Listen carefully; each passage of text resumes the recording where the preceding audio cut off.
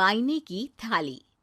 जानवी की जुबान पर बचपन से ही हजार सवाल और मन में हर चीज जानने की उत्सुकता रहती है, जिस वजह से वो अपने भाई की शादी में चल रही रस्मों के बीच भी मम्मी से सवाल पूछने लगती है। मम्मी, जब लड़की वालों ने आपको अपनी इतनी बड़ी लड़की दे दी, तो फिर भी उनसे सामान लेना गलत नहीं है क्या? इस पर कोई भी जानवी की बात का जवाब नहीं दे पाता और उसे इग्नोर करते हुए रस्में निभाते रहते हैं। शादी संपन्न होती है और भाभी घर आ जाती है, जिसके बाद जानवी के सवालों का सिलसिला अब भाभी के साथ शुरू होता है। भाभी, मुझे आज तक एक बात समझ नहीं आई, हमेशा सारे बलिदान वाले काम लड़कियां ही क्यों करे? मतलब अपना घर, परिवार, दोस्त, पुरानी जिंदगी सब कुछ छोड़ लड़कियां ससुराल आए, फिर वहां सबका दिल जीतने की कसरत भी वही करे। और लड़कों का क्या? बस तैयार हुए, दूल्हे बने और दोबारा अपने घर आकर बैठ गए। दीदी, मैं ससुराल में हूँ। जवाब कंट्रोवर्शियल हो जाएगा, इसलिए आप अपने ये दुनिया हिलाने वाले सनसनीखेज सवाल अपने पति से करना, क्या पता वो जवाब दे पाए। भाभी की बात पर हंसते हुए जानवी वहां से चली जाती है। कुछ दिनों बाद उसकी शादी कबीर से हो जाती है। अब ससुराल में कुछ दिन तो जानवी किसी से कोई सवाल पूछे बिना रह लेती है, पर फिर एक शाम दरवाजे पर खड़ी सास को बुजुर्ग भिखारी पर चिल्लाते हुए देख लेती है।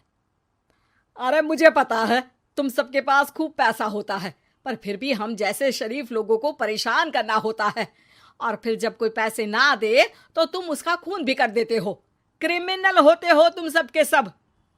अब जाते हो यहाँ से या पुलिस को बुलाऊं? ये सब देख अब जानवी खुद को रोक नहीं पाती। मम्मी, वो आपसे भीख नहीं, खाने की मदद मांग रहे हैं और आप उन पर इस तरह से चिल्ला नहीं सकती। आखिर ये भी तो एक इंसान है, और वो भी आप और मुझसे उम्र में बहुत बड़े।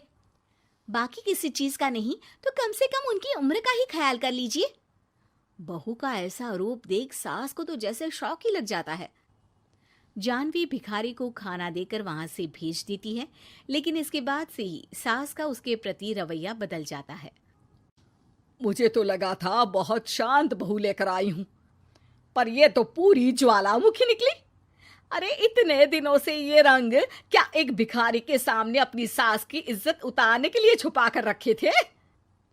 और कौन से रंग बदलना सिखाकर भेजा है तेरे माँ बाप ने तुझे?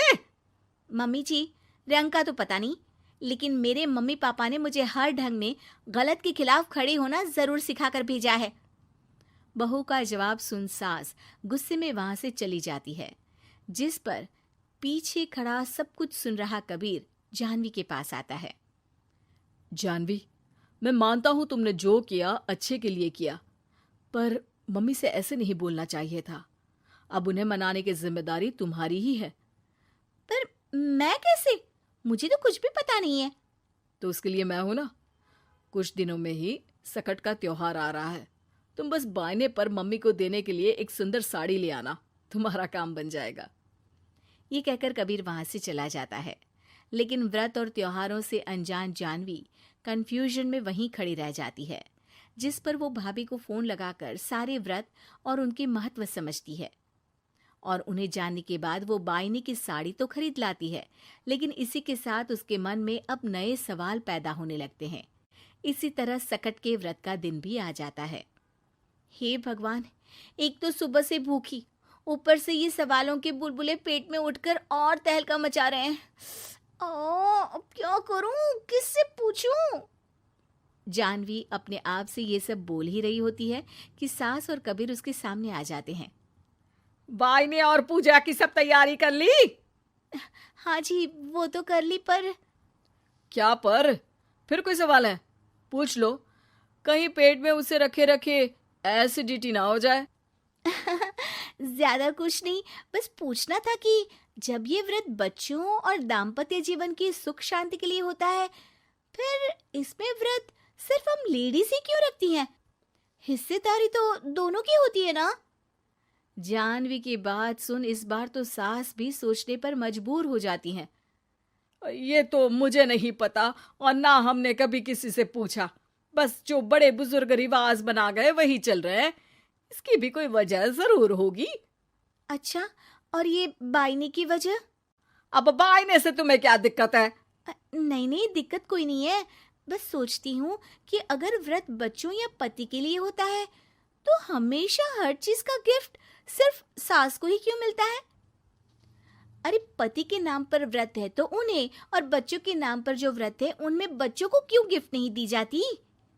जानवी का सवाल सुन इस बार सास भड़कने की बजाय शांति से उसका जवाब देती है। वैसे ये सवाल एक बार मैंने भी अपनी सासू माँ से किया था, तो जवाब मिला कि सास की वजह से ही पति मिला है, इसलिए एक थैंक यू और इज्जत की तरह उन्हें ये बायना दिया जाता है। और बच्चों वाला तो मुझे भी नहीं पता। बाकी इस बात की भी कंफर्मेशन नहीं है कि सासू माँ ने ये सिर्फ मेरे सवालों को शांत करने के लिए बोला था या ये सच भी है।